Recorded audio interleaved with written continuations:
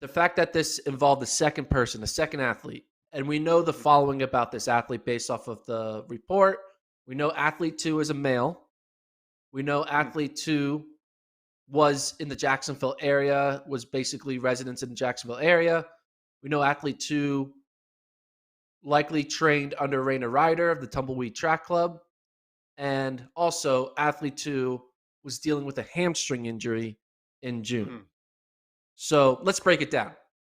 First things, we can, there are how many people in the world? Billions, right?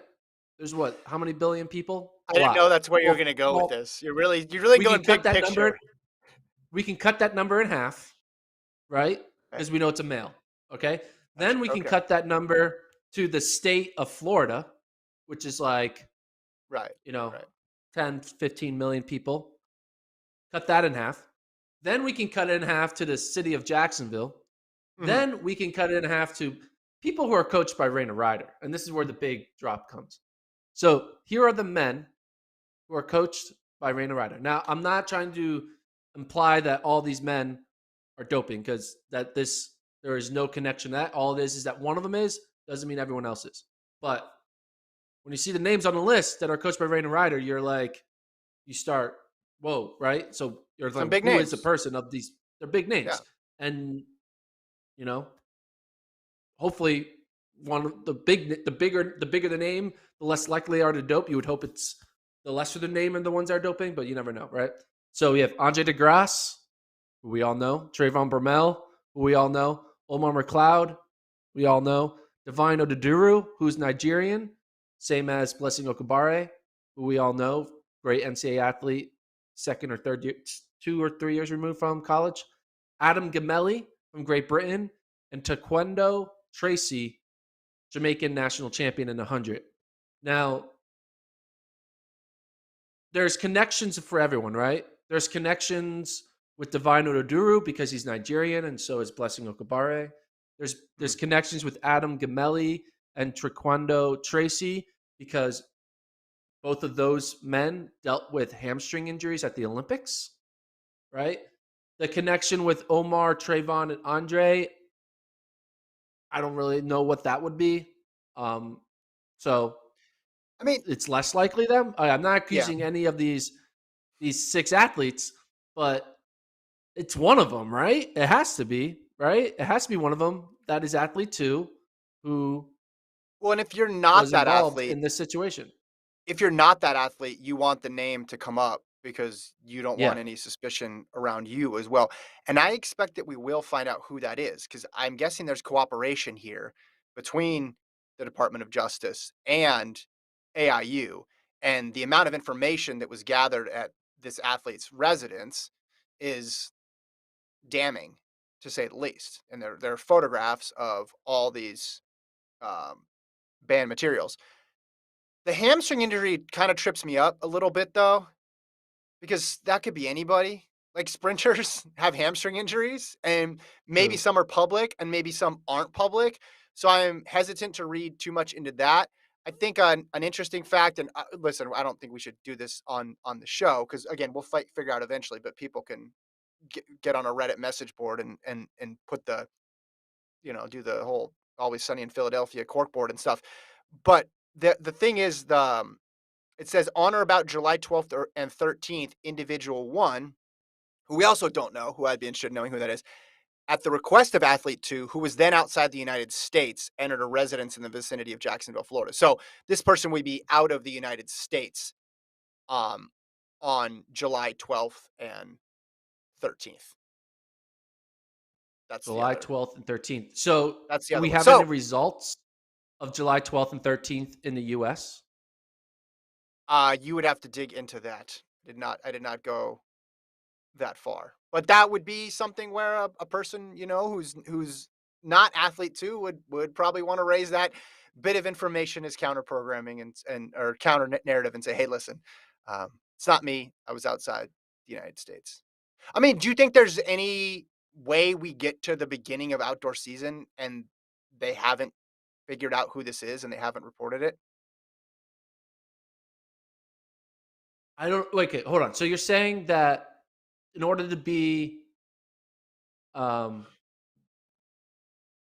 a, a suspect, you had to have been outside the country on July 12th and 13th, or you had to So be inside the country. according to the release, I'll read it again. On or about July 12th or 13th, individual 1 at the request of athlete 2 who was then outside the United States. So if they were if they were in the United States, let's just say this. If they were in the United States on July 12th and 13th, then that's support for them not being athlete number 2, right? Because they would have been in the residence. Because the individual 1 helped them gather some belongings and move them to a storage facility, according to this.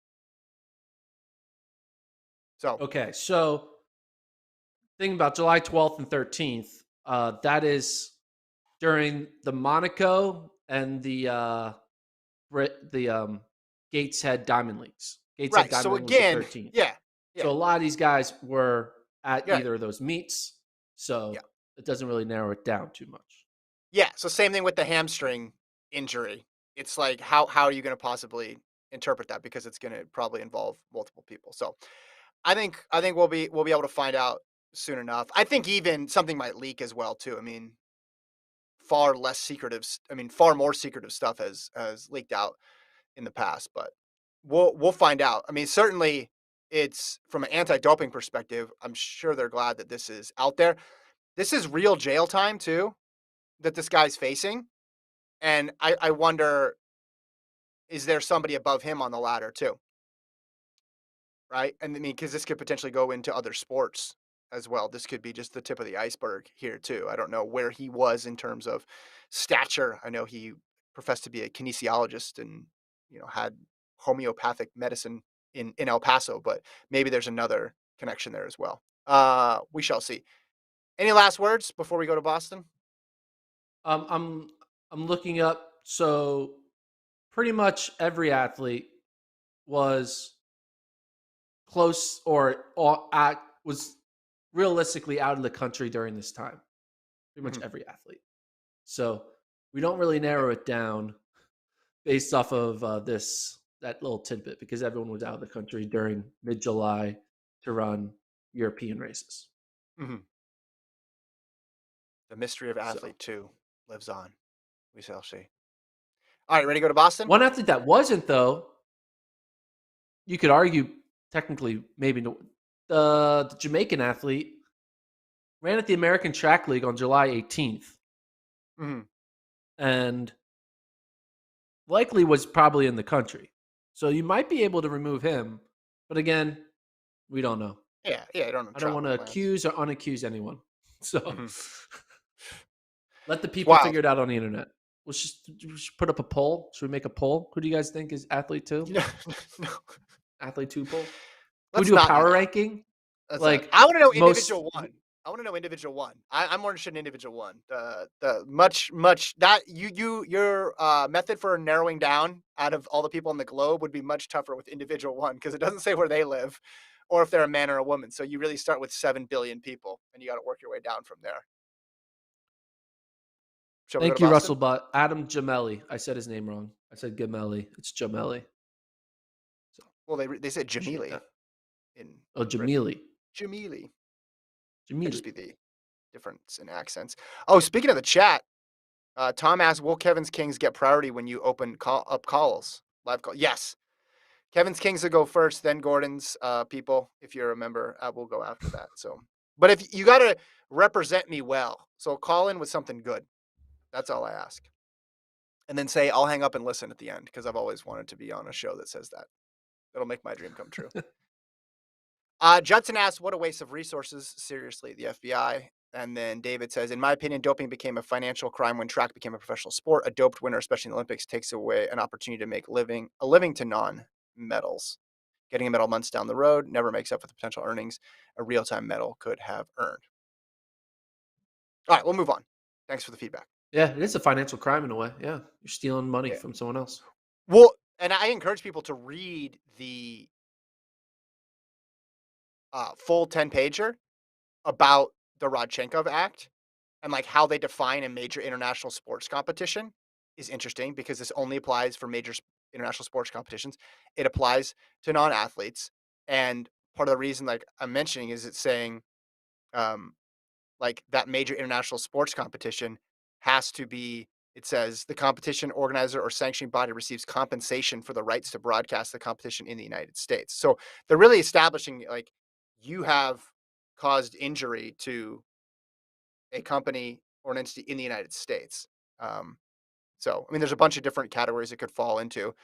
If it's governed by the anti-doping rules, um, that's one of the criteria that it needs to meet. But basically, if it has financial support from somebody that does business in the United States, then it's eligible, right? So if your title sponsor is Coca-Cola, right, that would be you're saying that by defrauding that competition, you're doing harm to to the people involved, and you can be subject to this act. So, yeah, this is like a big one to come out of the gate with. Like, this is a very high profile way to use the Rodchenkov Act. And I going back to your earlier, I wonder if it will have an impact on people. Now, no law stops all crime. We know that because we exist in society. But, but I mean, this is serious jail time. And again, I think he's going to be incentivized to talk if he has more information about other people. So we'll see where it leads. What do you think?